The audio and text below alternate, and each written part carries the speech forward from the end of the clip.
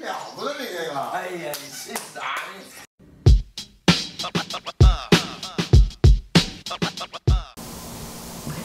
to the August edition of the Push Culture News Desk. I'm Brian Davenport, reporting from our studio at the Longboard Loft in New York City. I hope you like the new background, by the way. Thanks, Jeff Fine, for that one. With so much happening lately, I'm going to split things up into two shows. Anything you think we missed in this episode will probably be covered in the next, so hang tight and we'll have another news desk ready for you in about a week. In this episode, we've got tons of event coverage, new Otang wheels, lots of new decks, and the latest offering from East Coast manufacturer Buzz Trucks. Since ladies should always go first, we're going to kick things off with a message from the Longboard Girls Crew. They just wrapped up a trip to Israel and are raising funds through Indiegogo to pay for the production costs of turning their footage into a film. Here they are to tell you more about it. Hi, this is Ishta. We're in Israel shooting the Open documentary with 14 awesome girls. We've been exploring the whole country from Jerusalem to Tel Aviv, up north, and now we're heading down to the desert in the south. I'm super stoked to be here. It's an amazing trip and it's such good teamwork. We're having a lot of fun right now. The trailer for Open is going to be available online in mid-October, and towards the end of the year we're going to have online premieres everywhere in all the major cities. We know you're going to like it. It's just an amazing experience that we want to share with you as best we can. We have a lot of the costs covered by our sponsors that have thrown down a lot, and we're very thankful, but we still have a lot to cover for production and post-production, so we still need your help. And you can help us by going to our Indiegogo campaign. Just go to Indiegogo and search Open, or you can find it on a lot of our different social media sites. And please contribute if you can. We want to share this with you. It's going to be beautiful. And if you can't contribute, spread the word. We know that Open is going to take female longboarding to the next level, so please help us out if you can and support it. Back to you, Ryan! Thank you, ladies. Now for some industry news. Yvon LeBarth is in the hospital after a riding accident smashed up his femur and pelvis. He's editing Greener Pastures from the hospital and expected to make a full recovery, but please send your prayers or good vibes his way. Longboardloft.com has officially launched and is ready to take your online retail orders. The store is packed full of inventory, and as things roll out, an ever-growing diversity of products will be available at your fingertips. The International Downhill Federation is fully into their inaugural season. Lee Cation, a member of the board of directors, recently told us, "It's been a great start to our first year. 1,000 members, 8 World Cups, and 8 qualifying races in 11 different countries. The main investment was a Tag Heuer transponder system that increases the amount of timed runs and final reporting at many events. We're still learning the new system, but after some maintenance, the Euro Tour went off better than expected, and upcoming events should benefit from the IDF experience." With all but the South American races accounted for, let's take a look at the IDF standings to see who's on top. It looks like Kevin Reimer's in the top spot. Zach Madem of Venom is in the second position, and Dylan Stevens is sitting comfortably in third. Zach Madem has been having a wonderful season so far, and I thought you'd like to know that he's been riding trucks of his own design. He says they plan on having a precision truck ready for market in the next 4 to 6 weeks. Also worth noting is Patrick Switzer is done racing for the year. He's returned to Canada to finish his university studies and won't be traveling to South America. Now let's take a look back at some of the events you may have missed over the summer. Up first was probably the most anticipated event of the year. It's held on a private road owned by a beautiful local and appropriately named Angie's Curves. Before the 2013 season, it was Teutonia down in Brazil that set the bar for high-level skating. However, thanks to Sector 9, the Ian Tillman Foundation, and California's legendary terrain, the bar has forever been raised. With a top speed of 68 miles an hour heading into pre-drifts, James Kelly took top honors, once again reminding us why he's on top of the sport. Just behind him was fellow California resident Duke Deegan and Brazilian Ricardo Reyes. Interestingly, Sector 9 rider AJ Habe was the fastest qualifier, but due to an injury was unable to compete on race day. James qualified second, and Zach Madem was just 1/10 of a second behind him in third.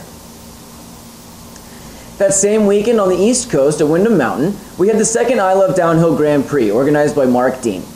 Brazilian Jonas Richter took first place, followed by Aaron Hampshire and Luke Mello. Patrick Switzer repeated his win at the Maryhill Festival of Speed, bringing his total to 3 Maryhill titles. Right behind him was Thiago Lessa, followed by Zach Madem. The following weekend was the Whistler Longboard Festival. This year, working with Uncle Lee and his team at Corner Wave Media, we were able to provide the first truly high-definition live coverage of an event. Jimmy Raya, conductor of the Rad Train, clinched his first World Cup victory after cleanly passing by James Kelly and Kevin Reimer. Uncle Lee really upped the ante this year, adding freestyle, bowl, and big air competitions to the schedule. Sunday was the skate and shoot, always a truly unique race experience. Congratulations to Gerald Rossino on taking first place. If you're trying to travel to just one event in the 2014 season, make it the Whistler Longboard Festival. There's more to do on this one mountain than all other venues combined, so there's something for every member of the family to enjoy. Also in British Columbia this summer was the Giant's Head Freeride. The weekend isn't necessarily focused on the race, but there is one and it's awesome. Travis Craig and his epic mustache took the win this year. Riley Harris and Brian Chubb's Courtright took second and third respectively. Here's Ethan Cochard with the report. What's up, Brian? Ethan Cochard here at Giant's Head 2013. I'm here with 250 plus riders. This event is sponsored by Land Yachts Longboards and G-Form Pads, of course. This whole hill is literally covered in thane already. It's only the second day. Tomorrow's race day and it's going to get really rowdy and really rad. Not too many people have gotten hurt just yet. In fact, there's not even that many major injuries, but we'll see how that goes tomorrow. Anyways, let's go take a run. That video raw run already has 30,000 views, so I assume most of you have seen it, but if not, it's on pushculturenews.com. After the break, we'll be back with more event coverage and a report from Troy Yardwaste.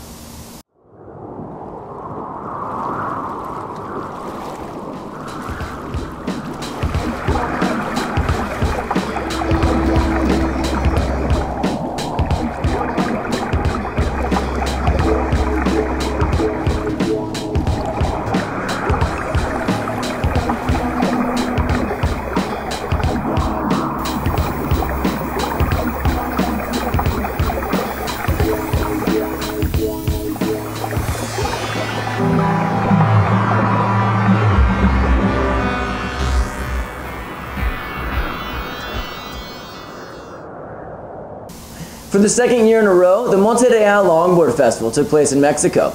Otang ambassadors Trevor Baird and Dustin Hampton finished first and second, coming out strong for America. Costa Rican Brian Sandoval took third, and Mexico's own Gerardo Moreno rounded out the final heat. The ladies headed back to Goldendale, Washington for the second annual Maryhill Rats She Ride. Our very own Jenica Davenport went out for the second year, this time all heeled up and ready to skate. She came home with lots of footage. Not all of it's YouTube friendly, but we'll have a nice edit for you shortly. For now, here's just a sneak peek. Raise a bet and you double down. Check the sleeves and you double down, double down. How you feeling, lucky? Whoa, I know that you are. Oh no, but your luck won't get you that far. No, you feeling lucky?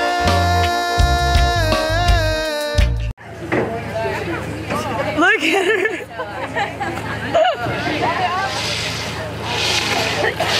This is Push Culture News. The Madison County Gravity Fest was revived this year in Munnsville, New York. Dr. No Racing ran 3 different race classes. For the beginners, there was the novice class, for the top riders, the pro class, and for riders like me, who can skate fast and have race experience, but are usually knocked out of pros early on, there was the expert class.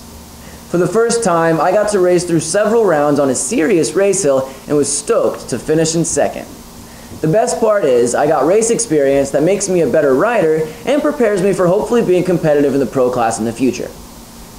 A race class for the middle skill level is something for race organizers to consider in the future as the number of racers grows. In the pro class, it was Aaron Hampshire from Colorado who came out on top, with Cam Brickenden in second and Mike Jakubiak in third. Now, with a report from the high-level downhill and road push race in Edmonton, Alberta, here's Push Culture News correspondent Troy Yardwaste.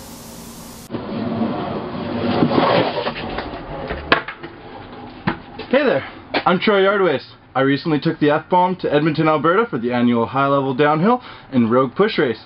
Here's Ian Brown, the winner of the downhill race, with a lowdown of the course. Welcome to Edmonton. This is a tight technical course. You better shape up real quick or it's going to eat you, that's for sure. You got these big old fences all the way down just in case you wipe out. What happened on the end there? Oh man, it started raining, man. Me and Adam McMurdo for the final, and we just both had a beautiful heat, man. It was clean the whole way. I can't count that high! The following day was the Rogue Push Race, a grueling 20-kilometer push through the Edmonton River Valley. Paul Kent came out on top for his 6th win, followed by Riley Harris and Sean Young. Junior podium! Yeah, Ecor.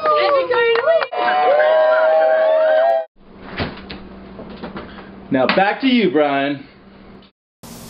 For the 4th year in a row, we traveled to good old Harvard for the 2013 Central Mass Downhill and Freeride. Once again, Mike Gerard at G-Form did a stand-up job organizing the 315 competitors, and the event grew into a 2-day affair. Saturday was the downhill race. It's not the most technical track, but it does result in fun, tight pack racing. I was stoked to make it through to the consies. Dane Weber repeated his last year's win, crossing the finish line with a sizable lead. Matt Kay and Daniel Fismer crossed in 2nd and 3rd. Sunday was the freeride. It moved to a new hill, and features were built to add to the level of difficulty. Having features on a hill really changes the dynamic of the slide jam, and I think we'll begin to see this reflected in future event formats. The competitors were broken up into pro and open classes, and everyone did their best to put on a show. The day finished with the long slide competitions.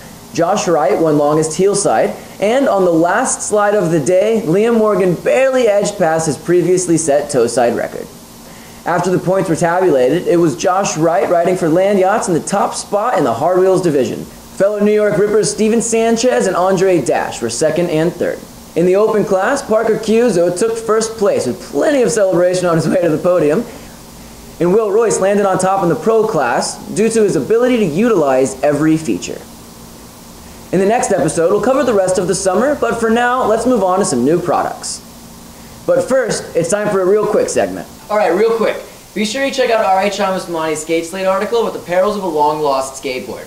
He truly has a journalistic flair we don't often see in sport. Micah Green and friends started an online Ford commercial where they led the zippy Ford Focus down a closed road in Utah. Since way back at Newton's, Micah's been killing it this year. Keep it up, bro. In the latest Concrete Wave Breeders' Poll, we saw Nelson Longboards finding its way onto lots of fan favorite lists. For a small company, they're getting a lot done. Most notably, the construction has witnessed a significant improvement from their early days. Keep an eye on Nelson Longboards as they continue to expand their reach and lineup.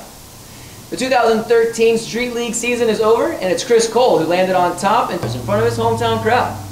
Being the only East Coast skater on tour, Cole owned the show in Newark, New Jersey, while Nyjah and P-Rod just couldn't quite put it all together. Nyjah was favored to win. He did dominate the entire series, but when it counted, the experience of a veteran paid off. Brian Bishop has started making t-shirts and stickers. You can check him out at brianbishoplongboard.com.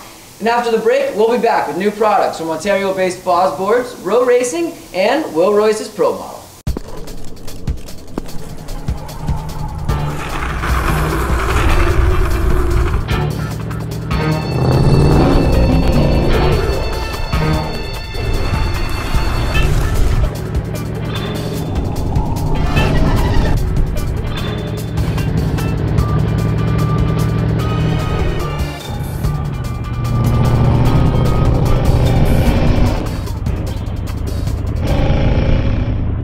Last episode, we showed you a sneak peek of Andrew Mercado's new lineup of No Future decks. Here's the man himself to introduce his new collection. How you doing? Andrew Mercado here, introducing my new line of decks, No Future Skateboards. You might recognize the name. Been around for a while and decided recently I'm going to turn it into a skateboard company. We make boards of all shapes and types. Whatever you ride, there's probably something there for you. Right here we have some of the new shapes and graphics, and by the time you see this, they'll probably be in the shop near you. Okay, perfect. We're done. Back to you, Brian. Thanks, guys. Up next, we have the Boz Talisman. It's a 42-inch top mount with a 26.5 or 27.5-inch wheelbase. The dominant design feature is what they call their W concave. It's a wide, mellow W designed to not disturb foot placement while pushing. This local Ontario rider, Dan Herzog, helped in the design of this special edition Talisman. Boz also makes some high-end custom decks. If you like collectible decks, check out the Boz Gold series. This here is the Pearl White Bear Grizzly. It's got this beautiful yet subtle shimmer to it. Paris even has new rider designed graphic V2s coming out soon. With everyone making new colorways and the new deck graphics coming together, we're sure to see some nice matchups. Buzz trucks began in 2011 with a very minimalist design and multiple rake options. Now in their third version, the Buzzed Beefcake is a truly refined product. Team rider Nico Desmede has a custom baseplate option for those of you who prefer a taller board side bushing. Hanger width ranges from 165 to 192 millimeters, and if you have a tendency to bend or break trucks, the Mega Beefcake retains all the meat, so you have nothing to worry about. They're also doing custom anodized colorways. If you follow on their Facebook page, you'll probably find the perfect match for your setup. Whether you choose the Mega or the regular Beefcake, it's incredibly lightweight, has zero rake, and for under $300, they come stocked with riptide bushings and pivot cups as well as Amish washers. The Buzzed guys offer any kind of bushing washer you might need with a sleeve that fits inside the bushing to reduce slop. If you're looking for quality, affordable precision trucks, check out the Buzzed V3 Beefcakes. Roe Racing is a small high-end board builder out of Seattle, Washington. They've made a name for themselves in the world of distance and slalom racing in the past, using only the highest quality aerospace materials. Dave Price of Predator Helmets is a team rider and co-designer of the newest offering, the Katabatic. In just a second he'll tell you more about it, but I wanted to say it's hard to fully appreciate this board without actually feeling it. The shape and concave are so well thought out and the construction is truly impressive. With a $275 price tag, it's not a cheap addition to the quiver, but considering the materials used, time required, and attention to detail, I'd call it a fair price. If you want to get your hands on one, act fast because there's limited quantities, and just email sales@roseslalom.com. Now to tell you more about it is Dave Price. It's 37 inches long, has a 27 to 29 inch variable wheelbase. It's made from a combination of a vertical laminated maple top sheet, fiberglass, 4 plies of regular maple. The black stuff you see here is UHMW, which we put in the board for vibration dampening abilities, which it actually does quite well at, as well as a carbon fiber bottom sheet. It features a mild elliptical drop in the front, nice raised concave on the side, and the back features a unique shaped W concave that allows for very nice foot pockets to really lock you in your toe side and heel side. So that is the 2013 Katabatic downhill freeride board. Back to you, Brian. The 80mm Orangutan Kegel is now available. You've probably seen this wheel already. Patrick won Mary Hill on it, Trevor won in Mexico with it, and MGR just took first at Acme here in New York on it. At 80mm tall, it's a true steamroller of a wheel. And the 46mm exposed core has a deep valley-shaped cross-section that results in fast acceleration and crisp slides. Also as a result, this 80mm wheel weighs the same as a 75mm in heat. The 56mm contact patch creates the perfect balance between traction and slide response. All in all, it's easy to see why an 80mm wheel would excel on a course like Maryhill, but to be able to also dominate on courses that require sliding as well is even more exciting. The Orangutan Kegel is here to stay. Last but not least, we have the 2013 Will Royce Pro model from Bustin' Boards. Will Royce is the definition of a well-rounded skater.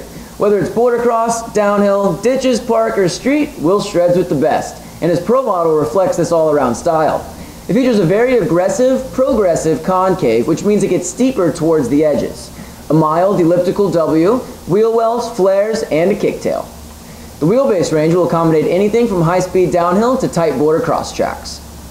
Pro model decks help put money into the pro's pocket, so if it's time to replace the board you destroyed this summer, consider the Will Royce Pro model from Bustin' Boards. That's it for the August edition of the Push Culture News Desk. We've recently crossed into the 1 million views threshold, and I've got to say, I am humbled and honored to have had the opportunity to deliver news of what I love most to fellow enthusiasts. We would like to thank every one of you for each time you shared, liked, tweeted, told someone about it in person, or simply watched and enjoyed the show. We could not have done it without you. My name is Brian Davenport. Please follow us on the interwebs at Push Culture, subscribe to our channel at pushculturenews.com, and as always, stay up to date so we can keep you informed. Is it even on? I'm taking selfies, yeah. It's taking selfies? Is that what you just said? I'm taking a selfie. You kids, you're selfies.